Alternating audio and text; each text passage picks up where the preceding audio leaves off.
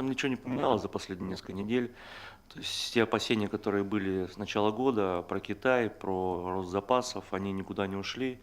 Более того, мы видим, что никакого падения в США по добыче нет. Несмотря на то, что цена и по WTI, и по бренду давно там, в течение нескольких недель находилась ниже 30, там 27 практически достигла. Америка продолжает расти, как это ни парадоксально. Хотя падает количество буровых установок, но Америка растет.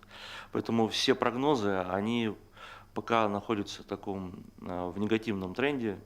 То есть, хотя есть, правда, и другие отчаянные прогнозисты, которые пытаются рисовать картинки более интересные.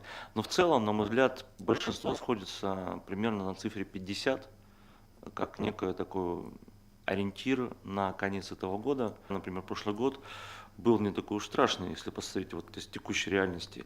$50 за баррель, мне кажется, для всех сегодня это такая манна небесная. Там, то же самое, как все думали о том, что конец 2014 года это что-то ужасное, там $80, кошмар, 60, кошмар.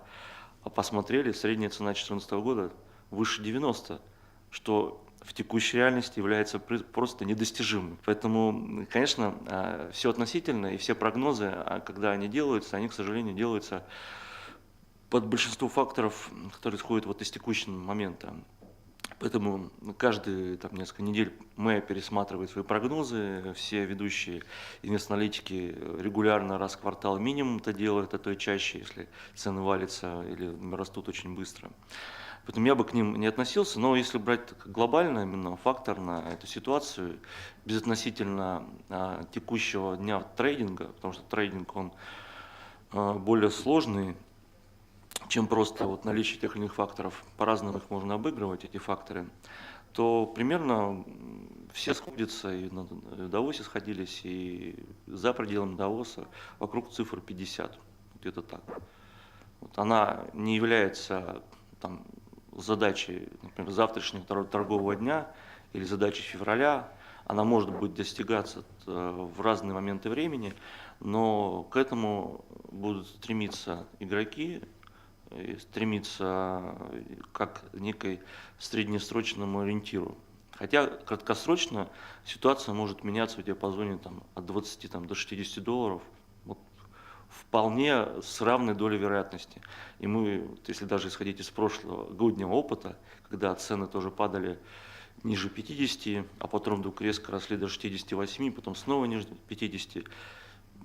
То есть сейчас ситуация, так как неопределенность, на мой взгляд, еще больше выросла, в том числе как раз и по китайскому фактору, который в начале года еще не так сильно играл, как сегодня.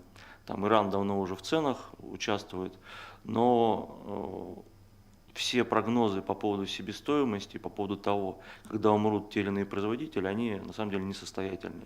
Оказалось, что можно работать себе в убыток, потому что цена, повторюсь, в текущий день, час, 27, это не является основанием, чтобы пойти писать заявление о банкротстве и сворачивать производство. Вот когда погода будет 27, тогда действительно половина сланцевой добычи США сократится, а то может быть и вся практически процентов на 90. Но для этого нужно, чтобы цены имели некий хотя бы тренд на год. Пока этого нет. Поэтому все не так плохо.